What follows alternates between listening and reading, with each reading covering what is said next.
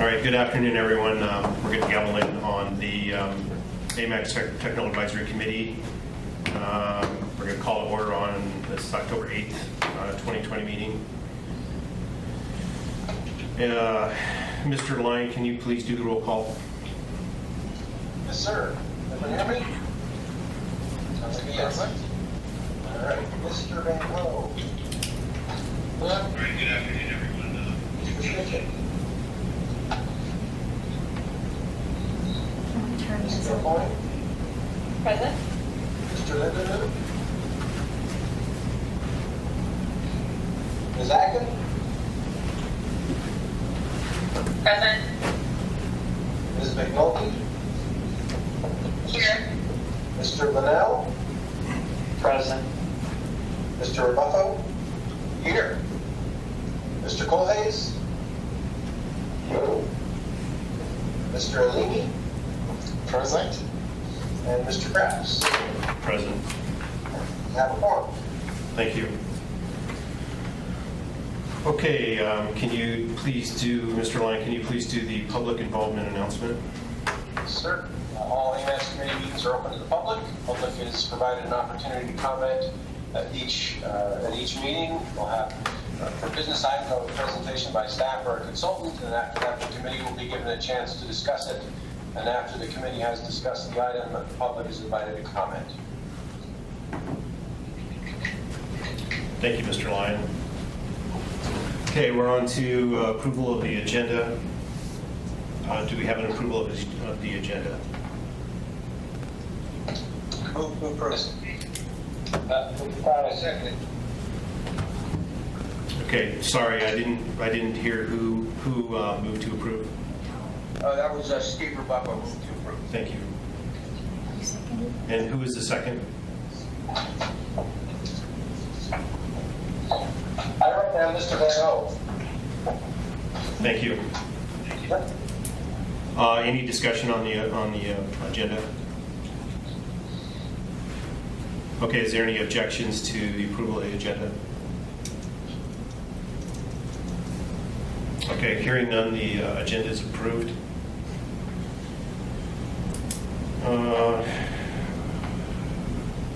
Let's see, we are on to approved meeting minutes. Mr. Lyon, we do not have any meeting minutes for approval, is that true? We do not. I have the September 10th ones on my desk for review, so we will have them next month. Thank you. Okay, we are moving on to action items. Moving on to agenda item 5A, the 2021 budget for the AMATS Unified Work Plan, Unified Planning Work Program. Mr. Lyon, can you please present that? Yes. So this is staff time for 2021, what we expect staff to be working on in 2021. We do a 2-year work program of the 2020 to 2021 work program, and this is just the budget for 2021. We just received our allocation from the state, and we're looking at a slight increase from last year. We do have ICAP that will be coming off of that, but combined, the two together, we'll just have a slight increase over last year, which is fine. So what you have before you is our thoughts on, staff's thoughts on what we're going to be spending our time on next year. It's a lot of the same stuff they're working on this year, although we will be hopefully done with several of the big items like the Spinard Road, you'll have on your agenda today. The non-motorized plan, we hope to be done before the end of the year. So we'll be picking up street typologies and the TDM, and hopefully the TISMO plan if we can track down the match for that. So, and starting up the NTP, and then also moving forward with the beginnings of the next tip. So again, this is staff time that we're expecting to be spent in the next year. So you have the budget before you and the memo, which hopefully you've had a chance to look at, and we're asking you to recommend this to the policy committee for approval this month. Okay, thank you. Questions? Thank you, Mr. Lyon. Are there any questions or comments from the committee on this item?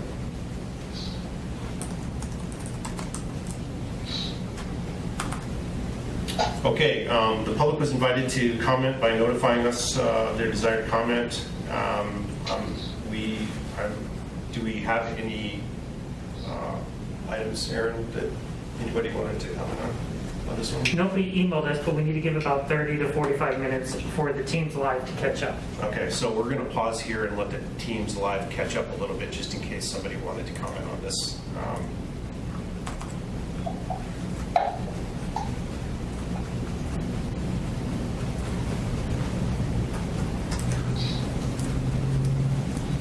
Mr. Chair, the only modification I know that I need to make on the budget that is shown before you is I had last year's match number in there because I wasn't sure yet what it was. I created this before we had the final letter from the state, so the match I have in there is 133,316, and it should actually be 161,227, and that is an in-kind match, as you well know. It is the in-kind match that we use. We capture the stuff that your data group is doing in the traffic department, and so we just need to capture a little bit more to match the work that you folks are already doing. So that's the only difference that I need to tweak before it goes to the policy committee. Okay, thank you. Really good, Aaron. No comments. Okay, so we don't have any public comments on this. Do we have any members from the policy committee that are on listening that would like to comment on this one? I was hoping I'm going to have no comment at this time. Reynoldson's here, no comment. Okay, thank you. Okay, what's the will of the committee on this item? This is Todd Van Ho. I recommend approval of the 2021 UPWP budget and forwarding it on to the policy committee. This is Michelle McNulty. I second. Thank you. Is there any discussion on this item from the committee?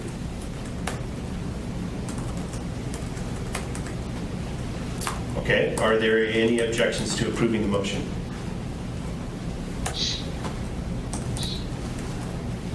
All right, hearing none, the motion's approved. Thank you. So we are now moving on to 5B. The 2050 Metropolitan Transportation Plan, MTP update. Mr. Line, can you please present? Well, I'll start, but really this is Aaron's creature. We did all the work on it, but as you folks remember, when we started an MTP update, we like to have a resolution that kind of lays out the ground rules for what we're looking at and what we'll be focusing on in the update. And so Aaron crafted the resolution based on the one we had done however many years ago, 4 years or so ago, for the previous update that we just adopted, and that's what's before you. So Aaron, you want to fill in the blanks on that? This is Aaron Young-Gillen, AMATS Senior Planner. So as we are starting the update for the 2050 MTP, similar to the 2040 MTP, we wanted to put together a resolution that kind of gave some parameters on what's going to be updated and how things are going to be updated for this MTP. So of note, you'll see in the memo in front of you, as well as the resolution itself, we talk about updating the goals and objectives and the scoring criteria based on input from the 2040 MTP that we received at the very end, that we were unable to incorporate in the 2040 MTP, but we will use as a starting basis for the 2050 update. And then we also outlined that we need to have a horizon year of minimum 20 years as required by FHWA in the statutes. And then kind of some various other things that we're going to be updating that we're required to do. An air quality requirement that we have to have, so we have to have a determination. And then we're going to update the socioeconomic assumptions and the land use information. And then we'll have the public involvement requirements. We don't specifically say all public involvement that we're going to do in this resolution, because that's going to be later on when we get the RFP done and we get a consultant on board and they kind of outline the public involvement plan for the MTP, which you guys will see. And then we also have any corrective actions that we need to add in here from the 2019 AMATS certification review, which I believe is only one thing. It's making sure that we set a schedule to have this MTP updated in time without going into a grace period. So just as a heads up, the grace period will start October 27th of 2024. So my goal with the 2050 MTP is do a pretty quick update of everything to get a draft document done, and then spend a year and a half or 2 years doing a public involvement process. Because one of the things we encountered with the last MTP is we got a lot of public involvement in the end when it was too late to make any updates to the document. And so I think people felt a little slighted in that regard. So what I want to do is kind of flip it on its head and say, okay, let's get the document ready and together and out the door pretty quickly so people can react to it, give us their comments, and then we can come back as a group, as AMATS, TAC, Policy Committee, CAC, everyone, and take those comments we received and incorporate them into the document and update them where possible. So I think that's about all I had. So thank you.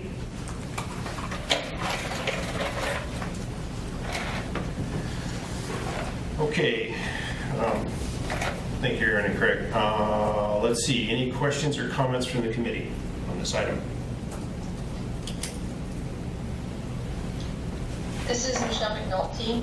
I have a proposed amendment to the resolution. Okay, let's, can we wait until we get a motion on that, Michelle? We're going to go through. Yes. Okay, thank you. But thanks for the heads up. Anybody else? Questions, comments for the committee? Yeah, this is Alimi from the Air Quality Division of the Alaska Department of Environmental Conservation. I would also like to propose an amendment to the air quality portion of the resolution. Okay, let's get through the comment stuff and then we'll get into that. Thank you. Thanks for the heads up. Anyone else from the committee? So this is John Linnell with DOT. Aaron, as part of the fiscal constraint of the MTP, one of the things that seemed to really trip us up on the last one was not having the variety of different funding broken out into separate spreadsheets and tables indicating that funding can't go across into other tables and spreadsheets. I think if we incorporate that somehow into the fiscal constraint, it will help move the process forward with less controversy.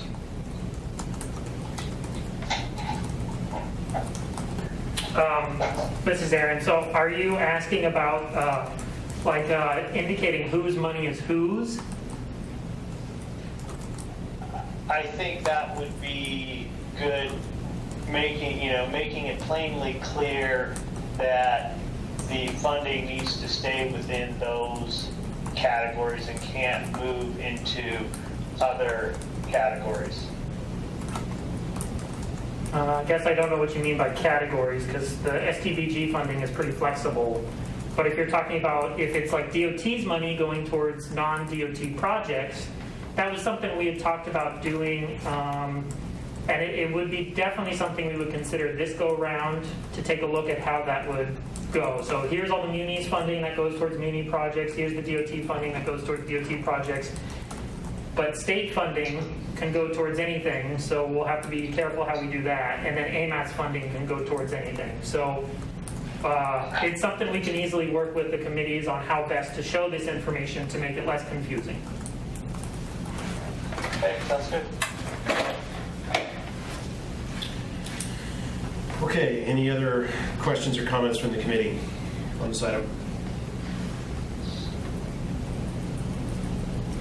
Okay, the public was invited to comment.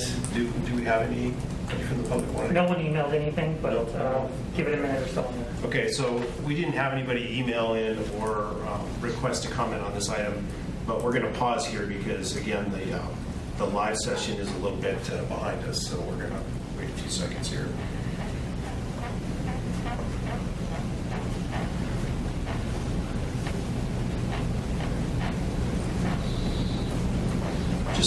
waiting for Aaron to give me the thumbs up on it. Still catching up. It's surprising how much of a pause there is between the live.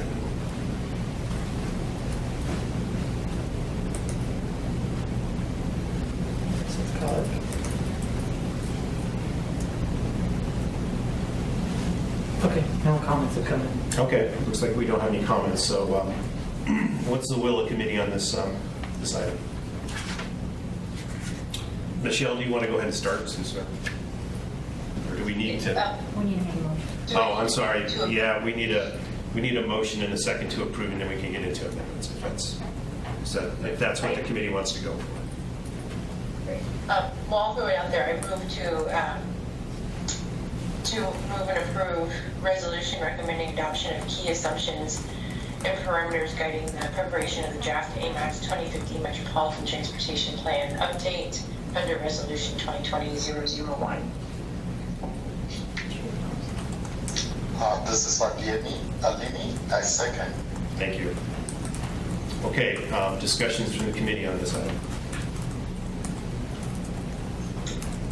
This is Michelle McNulty.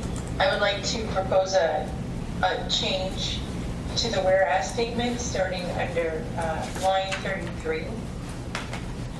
So it's the one that starts off with whereas the goals and objectives.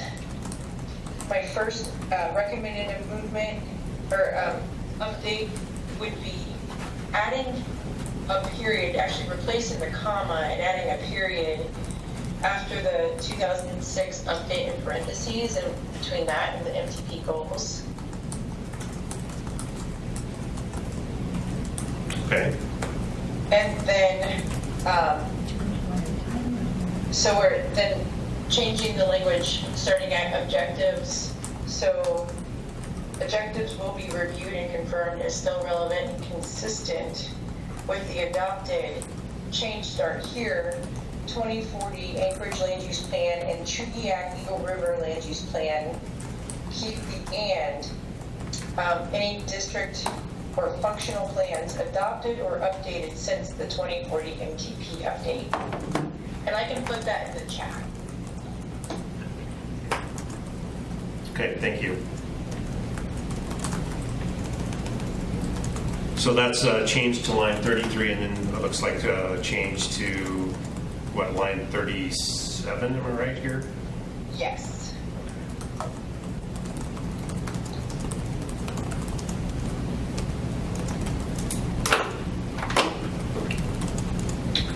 So do we do these one at a time then, and We need a then, second one. and or we do the second one? We need a second.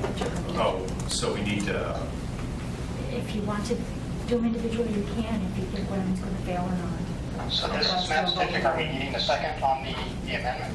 Who was that? I think so, yes. I'll second. Max, did you? Okay.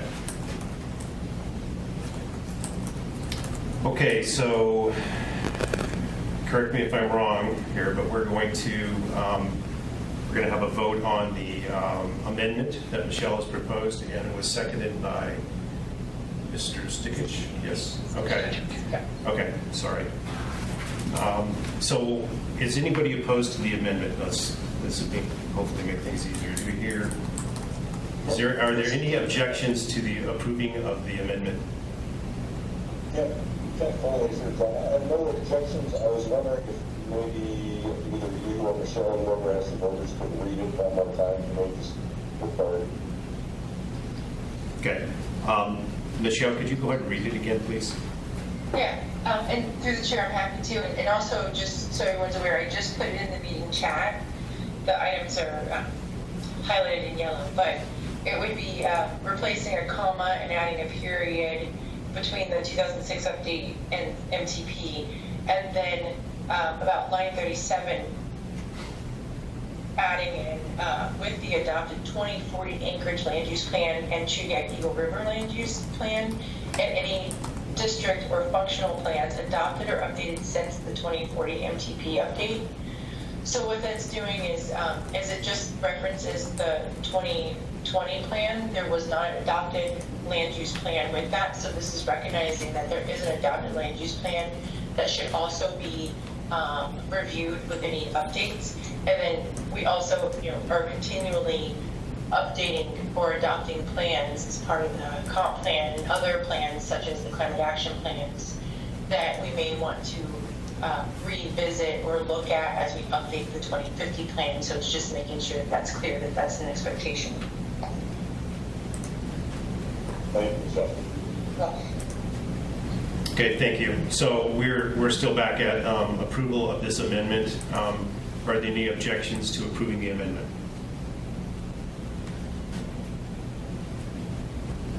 Okay, that amendment's approved. Thank you. Do we have more discussion on this item from the committee? Yeah, this is DME, I would like to have an amendment to the verbiage on line 17 to line 22. The air quality modeling and analysis. I would like to add the same things after the emissions for more clarity. So, Mr. Lyon, could you help me share? Okay. Could you help me share the amendment that I sent to you earlier? Mr. Chair, I did send the language around just now that Mr. Alini is proposing, so you should have that in your inbox. Theoretically, I guess I could share it here if I take over the screen. Yes. Whatever you'd like me to do, whatever you prefer. Why don't you go ahead and take over the screen, please? Okay. Let me figure that out.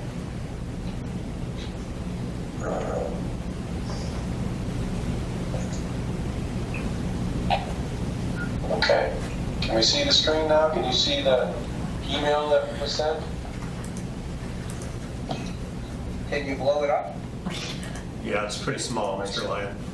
It's huge on my screen right now. For those of us over 60? What's that? For those of us over 60, can you make that?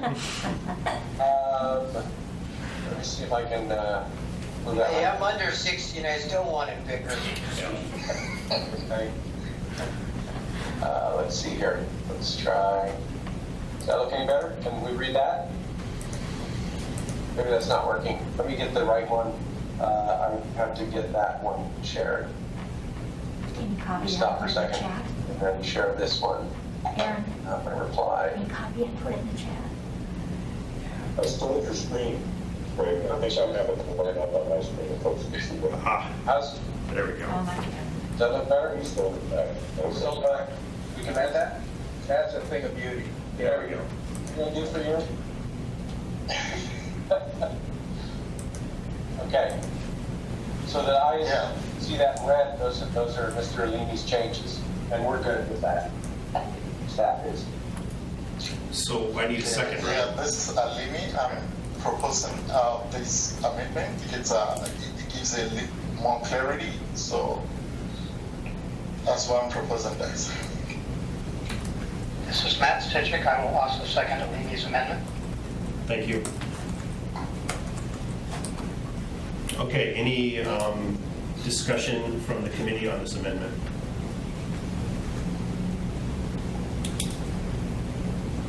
Okay, are there any objections to approving the motion, the amendment?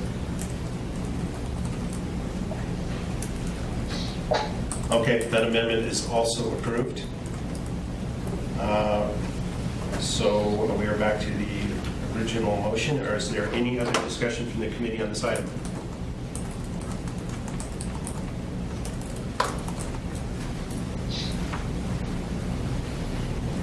Okay, are there any objections to approving the item?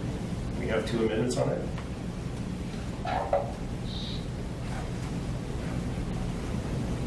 Okay, hearing none, that motion is approved. And I believe we are moving on to 5C. Item 5C, the AMATS 2021 Safety Target Memo. Craig, Mr. Lang, will you please present? I will. So these are the performance measures. The safety targets are the ones that we need to adopt every year. Some of the other ones have a longer time frame, but those ones we adopt, these ones we adopt every year. and work with the state. We are in the group that works with the working group that works with the state to adopt theirs. So it's a cooperative entity there that creates these for the state. And then, as you remember, we have the option of establishing our own safety targets or agreeing to support the state targets. And I think partly because we are part of the group that comes up with the state's targets, it just makes sense to adopt the state's targets. Not to mention, we also have, we don't currently collect this information at AMATS, and the state has all this information, this data, so it kind of makes sense to us that we continue to adopt the state targets. In addition, the numbers are, as far as I know, going down, so that's a good thing. They went down in, I believe, all categories except for non-motorized, the combined fatalities and non-motorized serious injuries. So I think I have that right, Aaron. Correct me if I'm wrong, but so our request is to have you folks recommend to the policy committee to adopt the state's and state targets, to support those state targets, I should say. Okay, thank you. Aaron, do you have anything you want to add to that? Okay. Sorry, this is Aaron. I'm getting an AMATS senior planner. One of the things in the 2040 MTP that we called out was to do an AMATS safety plan. And at this point, we haven't done an AMATS safety plan. So in the future, our hope is to do the AMATS safety plan. It really gives us the data we need to be able to set our own targets within the AMATS area. All right, thank you. Okay, any questions or comments from the committee on this item? Mr. Chair, before we get to that, can I let the record show that Mr. Lindeboo just joined us? Oh, thank you. Thank you. Sorry, I'm late. I'm not sharing screen. I can't see people coming in, so thank you very much. Okay, any questions or comments from the committee on this item? Okay. Sorry, go ahead. I know we talked about this, but can you explain the difference in the changes in the targets for 2020? Mr. Lang, can you respond to that? So by differences, you just mean the number. I mean, it's their target for 18 and 19 were the same. If you see them in the middle, and the target that they're showing is higher. But I honestly don't remember why that number jumped up higher. I don't know if Mr. Linnell or Evanson knows, or actually Mr. Van Hoen too. I think some of us were in that same meeting, but the target for 21 is back to plus or minus 75, although the target for 80 was higher, so we're going the right way, I think. I don't know if that answers your question at all. Well, the target's in the right way, but the trend is not necessarily a whole lot better. We're pretty much holding right at the annual average.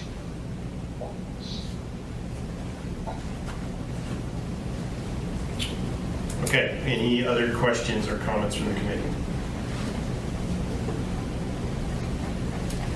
Okay, the public was invited to comment. Eric, do we have any? We don't have anybody on. No email. No emails. But again, we're gonna pause here for a little bit, just in case somebody on the live wants to comment on that. Want to mention that Todd is leaving the meeting?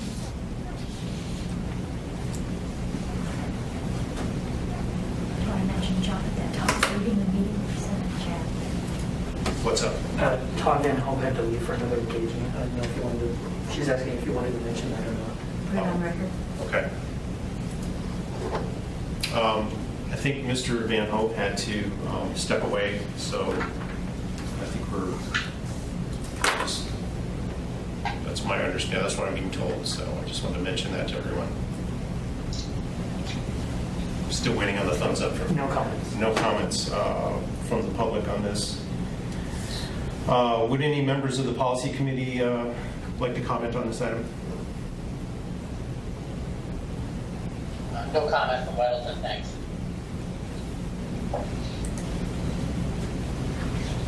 Okay, thank you.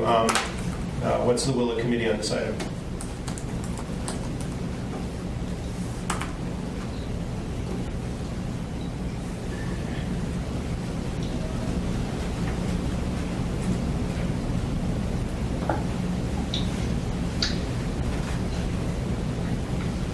This is Matt Stichik. I will make a motion to recommend approval of the proposed 2021 safety targets. This is John Linnell. I'll second. Thank you. Is there discussion from the committee on this item?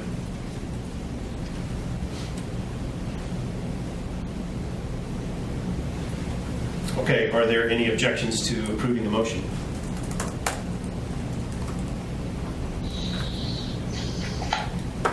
All right, hearing none, the motion's approved.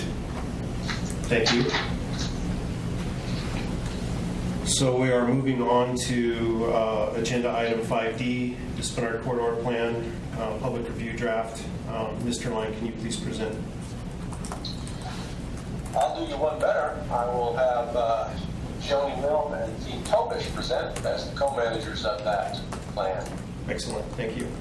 Both on the line. Hello, can you guys hear me okay? Yes. Okay, great. He's gonna join me too. I don't know if his camera's on, but we have a presentation for you, so I'm going to attempt to share my screen right now. And let me know if you can see it. Whoops. Can everyone see the presentation screen? I can see it. Yeah. Okay, Yeah. excellent. All right, awesome. Well, thank you again for the opportunity to present to you today on the Spenard Corridor Plan. We have taken this plan through a lengthy public involvement process, which has involved your committee and the policy committee, the Planning and Zoning Commission, and the Anchorage Assembly. So we are in front of you today to hopefully get your approval to send the plan forward to the policy committee for approval. And we have a table of comments that you should have that include all of the public review comments. We received, as well as the Planning and Zoning Commission comments and the Assembly comments, any proposed changes. So you should have all that in front of you, and I also have that table up if anyone wants to see it at a later time. So just get started my presentation. This plan is, again, a combination of AMATS planning efforts and long-range planning efforts to combine transportation and land use. This next slide is just shows, sort of give you some refresh your memory how many times this plan has been before this committee, Technical Advisory Committee. So starting in June of 2017, all the way up to today, which is the 8th time. We also had 3 additional work sessions between July and October of 2019 of last year. So you've seen it quite a bit, and we're just going to do a brief overview, and I'll just know if you have any questions. Joe, can I just chime in on that? Yes, go for it. This is Steve on the last slide. The last 3 items that we met with CAC were especially fruitful and greatly helped enhance the involved plans and public hearing document. Just wanted to put that in there. Yes, thank you, Steve. Yes, we did have quite an extensive review and comment period from several members of the Technical Advisory Committee, including DOT and the railroad and long-range planning. And so we appreciate all the work and time that you already put into it. So it did really help shape our plan up to be adopted by the Assembly. So thank you. So chapter 1, again, just the planning team refresher, again, Feed and myself with AMATS long-range planning. Our lead consultant was Winter Company. They are national experts in the field of urban design, transit-oriented development, and historic preservation. And then we did try to include several local experts in the fields of transportation engineering, architecture, web design, marketing, and then public involvement. Those were all local consultants here in Anchorage. And most of them are actually, I think, in fact, all of them are located in the Spenard area as well. Chapter 1 also goes into the purpose of the plan. So we recognized going into this almost 4 years ago that there had been previous planning efforts that had already taken place. It's well known that Spenard is full of underutilized lots, and there are quite a few places with reinvestment potential. In addition, the ongoing Spenard Road improvements that we all know were completed last summer from Hillcrest to 30th. In addition, Federal Highway Administration provides AMATS with funding, and they have been encouraging municipalities and MPOs to incorporate transit-oriented development planning because that effort of planning combines, again, like I said, transportation and land use, and it is it's a good, more comprehensive way to do things. So we're trying to follow suit with that and make this plan one of our first transit-oriented development plan. Chapter 1 also looks at the plan area. Again, you can see our area over here. We tried to go about a half mile from the Spenard Corridor Road, with our east and west boundaries being Arctic Boulevard on the east, Wisconsin Street on the west, and the north and south being Hillcrest Drive and International Airport Road. Our public involvement process, again, like I mentioned before, was very extensive.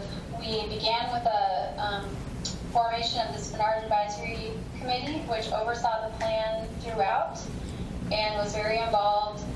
We held several community workshops. We showed up at several community council meetings.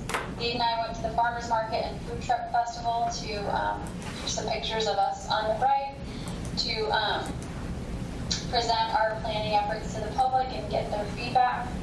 Once the public review draft was released, we scheduled an open house, which was well attended, and we gathered more public comments. As I mentioned before, we've seen this committee, the policy committee, and then many times, and then latest efforts, we got through the Planning and Zoning Commission, and the plan was adopted by the Anchorage Assembly just last month to become part of the comprehensive Anchorage plan. Chapter 2 gets into vision and goals. These vision and goals were formed at the very beginning of the plan, basically with community input from a public workshop that we held. We also initiated a survey that I think we gathered over 500 comments for survey responders. We also had input from the advisory groups and stakeholder focus groups. The overall vision can be summarized on the graphic, with the graphic on the right. It has 7 key aspects to it. Basically, folks wanted Spenard to be a model for Anchorage, a place to experiment with different types of development, a lifestyle destination, a place to call home for the many residents who already live there, a business destination, an alternative for visiting downtown, and then lastly, a branded district to help with economic investment and potential. Chapter 2 gets into the vision and goals as well. Sorry, we're already in chapter 2. But anyways, the goals. There are 15 goals. I'm just going to read through them again because they are present throughout the plan, and then we also see them again in the implementation chapter at the end. So starting out with the first goal, this one is an overriding theme throughout the plan and is a priority goal for the plan and the community, and that is to support transit and increase ridership.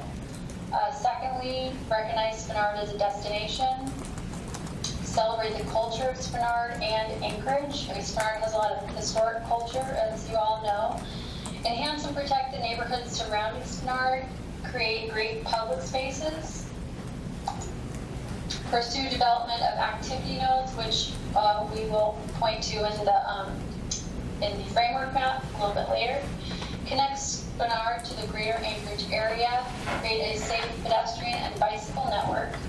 Integrate Fish Creek as a centerpiece of Spenard. This was very important to the community as well. They'd love to see Fish Creek showcased and celebrated. Accommodate a safe and balanced roadway access. And then our last page here, accommodate and manage parking, design for Anchorage and its winter climate that we have here, prioritize sustainability and resilience, create a climate for investment, and finally, focus on strategic economic efforts.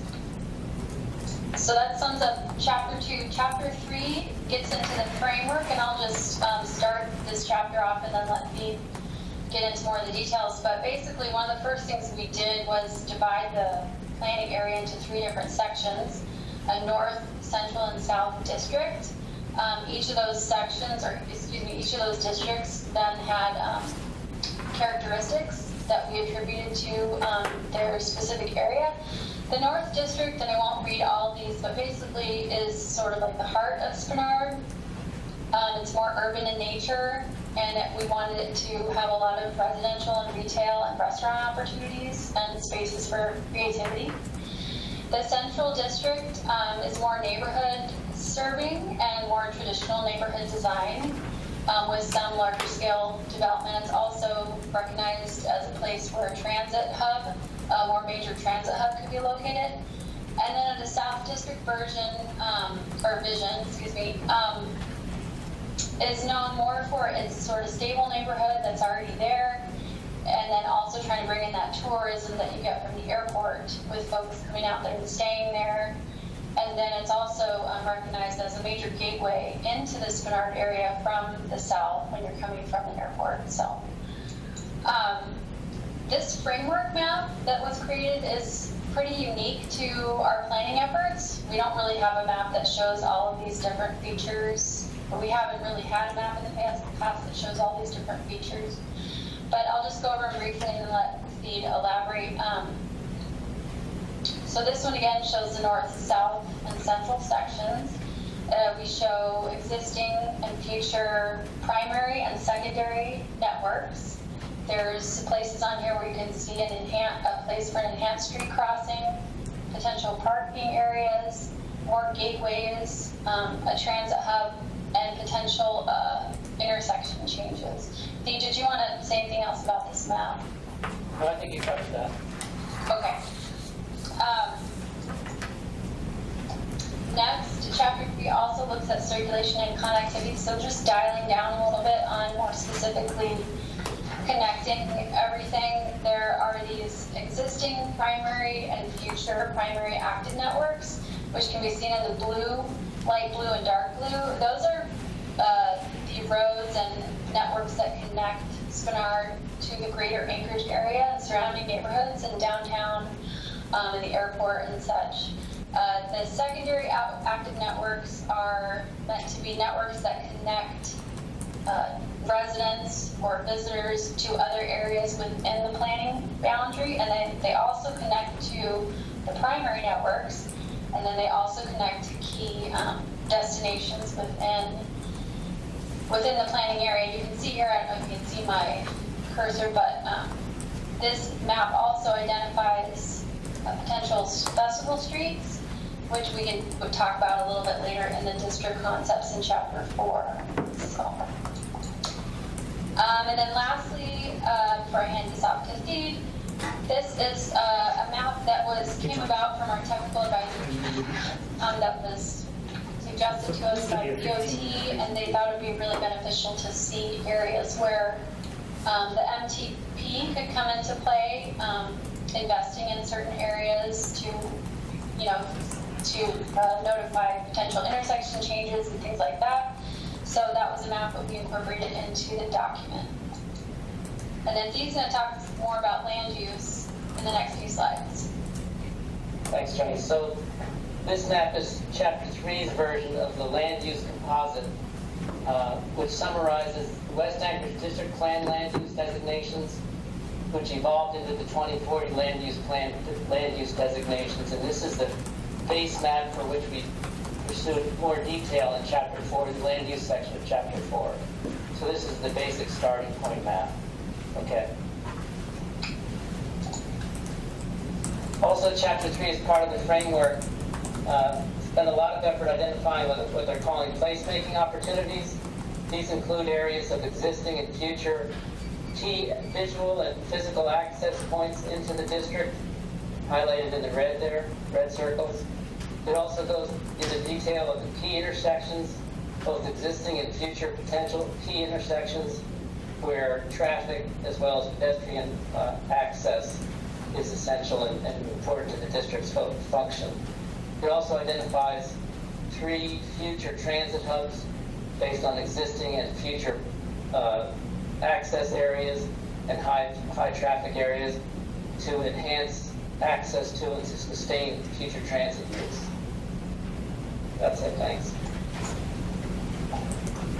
We also, in Chapter 3 and later on in Chapter 5, go into some detail about parking and how the district, as the district evolves, the need for focused strategic parking areas. These are areas out to a half-mile radius from focal points where future commercial concentrations and higher densities of residential development will focus the public. So these are areas where we hope to have future public parking facilities, both structures and surface, and new policies on parking that help to enhance the commercial areas and allow public access, enhance public access, and to sustain those commercial uses. Thank you. Next. So we get into Chapter 4, which is the land use, the district-specific concepts chapter.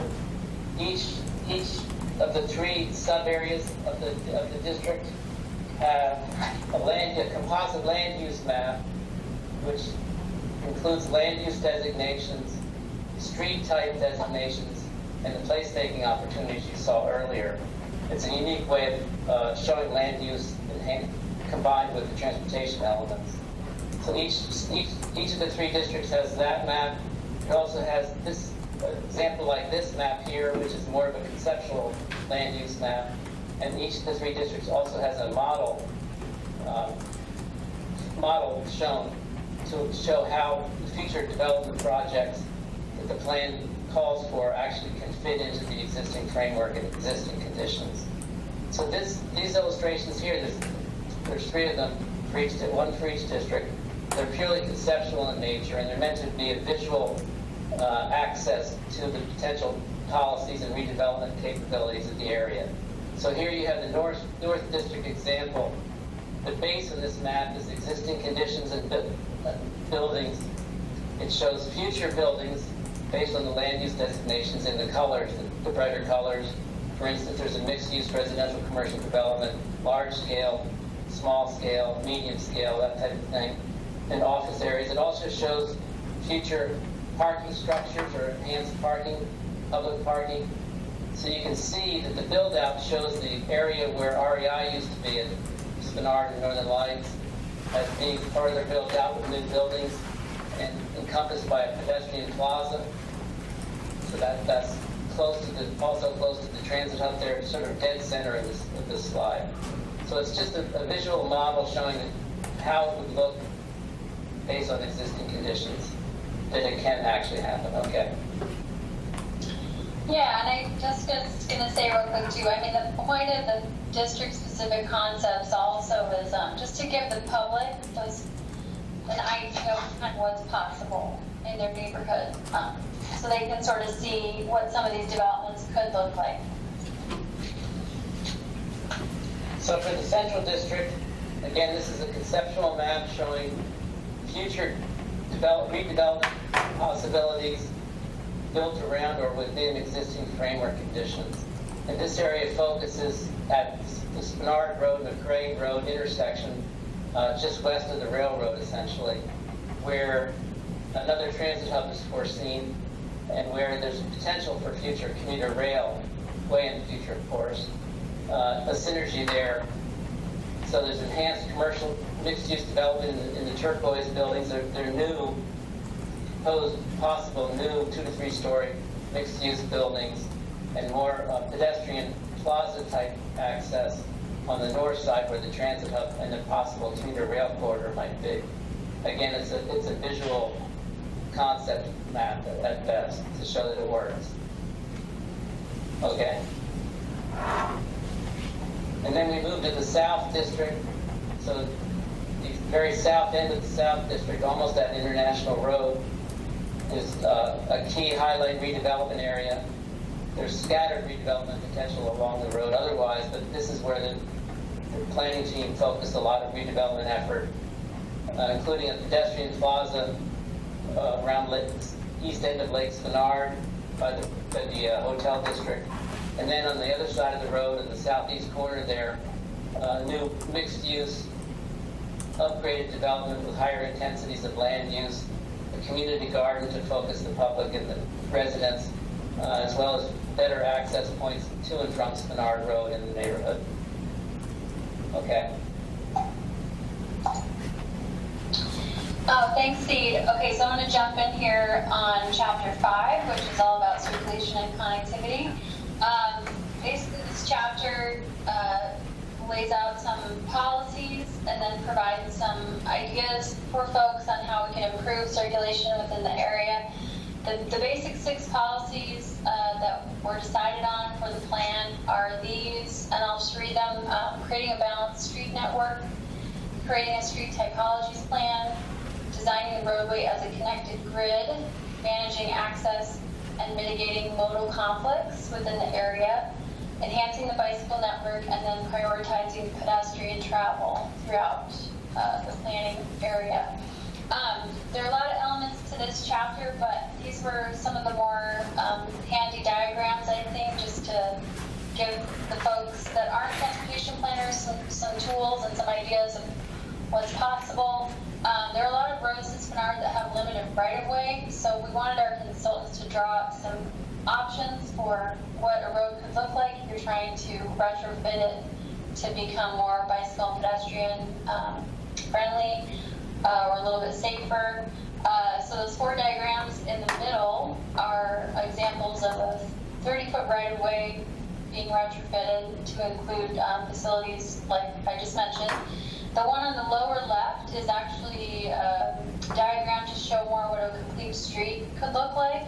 This is fireweed, similar to the retrofit that Spinard went under, taking up 4 lanes down to 3. One of the differences here with this diagram is that there is a separated bicycle and pedestrian facility separated by a landscape buffer. I believe on Spinard there's not a landscape buffer, they've got the bike lanes on the street. And then I think there's a landscape buffer and then the widened sidewalk. But at any rate, so give folks some ideas of what's possible.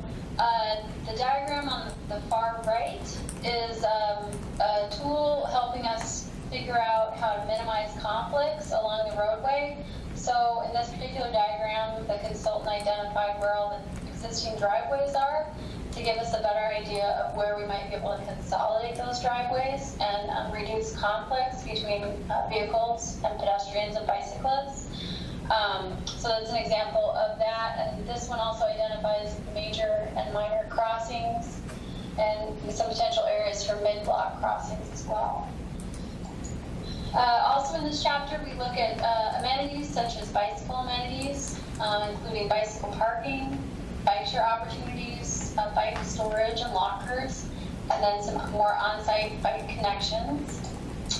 And then lastly, this chapter looks at trying to solve some of the parking issues that currently Spinard has, and those include giving people more flexible parking requirements in our Title 21 and zoning ordinances, figuring out how to design more compact parking areas, promoting shared parking between the businesses in Spinard, and then also promoting other more efficient management of parking that currently exists. That gets us into Chapter 6, so we're almost done here. Chapter 6 is all about existing infrastructure, and so we looked at the existing water, storm drain, and sewer for the area. We also looked at, had the consultants look at where those services need to be expanded to accommodate the existing and future populations. And then finally, our Chapter 7 implementation. I'm just going to read through these strategies and then let me do the final 2 slides here. But we really wanted the implementation section, the chapter, to be used.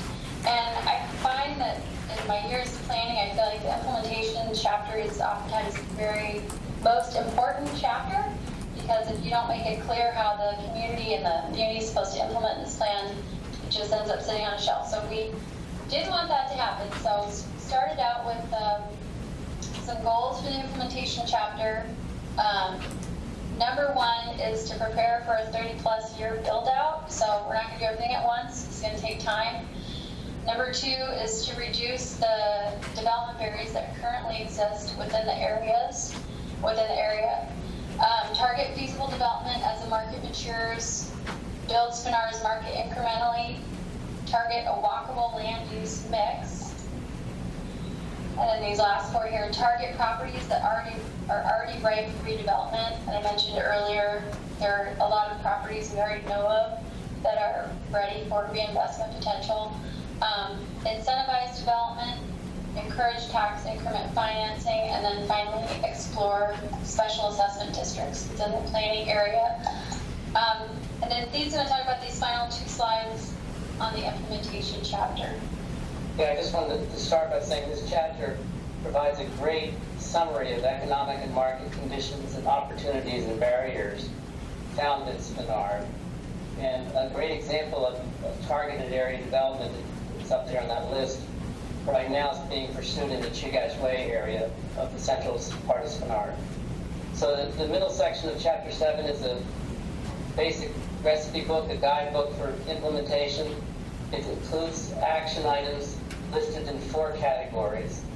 Up the top there, it's administrative, so that would be future additional study area plans or projects of that nature to evaluate future development concepts. There's regulatory actions, which would be policies and procedure changes, as well as changes to Title 21, for instance.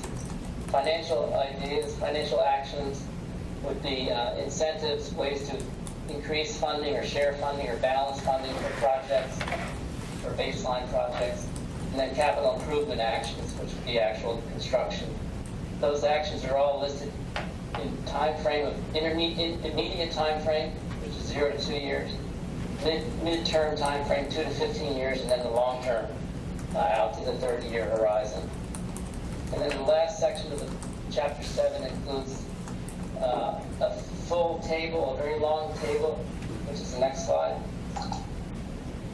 showing every policy that has been extracted here out of each chapter and assigned at least 1 action item in the middle column there. It identifies the agency partner and the responsible partner for each of those actions, provides the time frame, and also shows that funding would be required to make that action happen. And it's quite a lengthy guidebook for growth and implementation. That's it.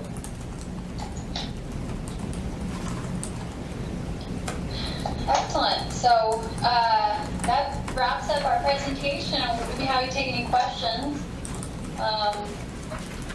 from the committee. Okay, thank you, Joni and Dee. So do we have any questions or comments from the committee on this item?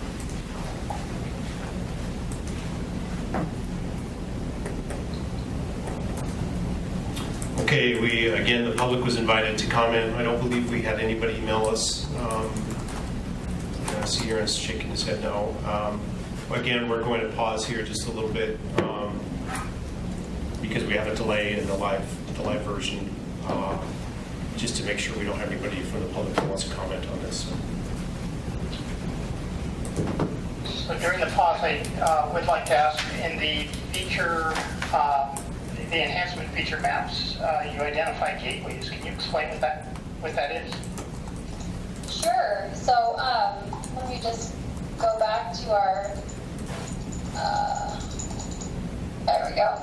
Yeah, so in this map, those gateways are those hot pink, or they might look red to folks too, little circles. These are areas where, so typically, so I don't know if you've driven this is kind of like a gateway into this downtown area or the Hillcrest Road. There's like a nice sign here, and you feel like you're entering into a different space. So a gateway is any kind of area that lets you know now you're entering into Spinard, for example. So those were identified at these points where folks can, in their vehicle or walking or biking, will go through and realize, okay, we're entering into Spinard. Government Hill has a gateway entering into their neighborhood. There's a comment in the chat. If My you want to neighborhood, go Airport through it. Heights, Talk about it. has signage It's from that lets me Lindsay know at I'm the entering Spinard into Community Airport Council Heights. just Does expressing that make support sense? for this plan Thanks, Johnny. to be Okay, approved. sure. So I just posted it in the team chats if you want to switch views. Okay, it looks like we have a comment that's been posted on the chat. Let's see if I can find it here. I'm going to go ahead. Yeah, it's right here. If you want to go ahead and just read it off and let them know. There we go. Okay, so this looks like from the Community Council President sharing that the Council supports the SCP and urges it for approval today and to send it on to the Policy Committee for adoption. Hopefully everyone can see that. Aaron, do we have anybody else that's... No, nobody from the online. Do we have any other comments? Anybody from the policy committee listening that would like to comment on the side of? Yeah, Weddleton here. So, Jody, how are you incorporating the amendments that came about at the assembly? Okay, so your table, and I can pull it up too here. And you should have a table. There's my screen. An Excel spreadsheet with all of the comments that we received, and those assembly comments are in the very bottom of that table, since that was our last committee that we went through. So, and I can share my screen here. Let me. Jody, it's on the screen already if you want to take a look. Sorry, what? You got it up? Yeah, it should already be on the screen if you can see it. Oh, okay, I guess. Oh, there we go. Yeah. So, can you see it? I'm sorry. I can't see, or I can everyone see my Excel table or the Excel table? Yes. Okay, excellent. Well, so this is scrolled to the bottom, but so you can see that the Anchorage Assembly, like the comment that you submitted, John, or that we took at the Assembly, here's the column that says what our staff opinion of that comment was. So in this case, staff agrees. Then you scroll to the right, and then it says, so for all of the Planning and Zoning Commission comments, as well as the Assembly comments, we didn't put those into the plan just yet, but we will incorporate them into the final draft. Long answer. Does that answer your question, John? It does. I guess we'll make sure that whatever motion this afternoon to approve the plan with these amendments. Yes, and John, it needs to include the Planning and Zoning Commission changes plus the Assembly changes. And I believe in our memo to you, we stated that, I think in the memo, to approve the plan in its entirety with all of the comments that we've received. Thank you. Sure. Okay, any other comments or questions on this item? Okay. Somebody's next to an airplane. Okay, what is the will of the committee on this item?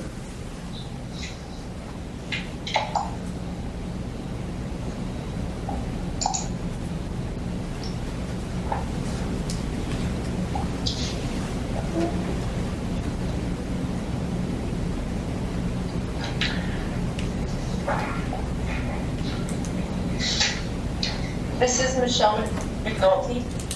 I move that we recommend for approval the Spinard, approval of the AMATS Spinard Quarter Plan to the Policy Committee. Okay. This is Shane Kilcoyne. Okay, I heard two people jump in there for a second. Who are we gonna have seconded? Can we? One of them was me, Kent, always, man. Okay, we're gonna have Kent on the second then. Okay, is there a discussion on this item?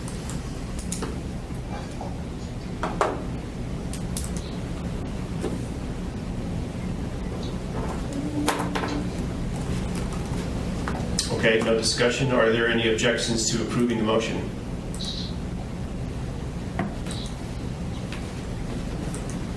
All right, hearing none, the motion's approved. Thank you. Okay, Mr. Lyon, are there any other action items? None, sir. Okay. Then we're moving on to, looks like project and plan updates. Do we have any project or plan updates? None that I know of. Okay. We're down to general information items. Do we have any general information items? None that I know of. Okay. All right, so now the floor is open for comments from the committee. Do we have any comments from the committee?